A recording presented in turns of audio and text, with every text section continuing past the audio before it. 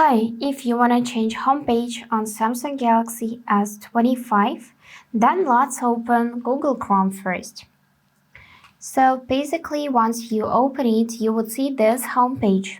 And if you want to change it to any website, for example, then tap on three dots, tap Settings, scroll a bit down and find Homepage. And now from Chrome's homepage, switch to Custom and enter web address. So I previously copied my web address and now I'm gonna paste it.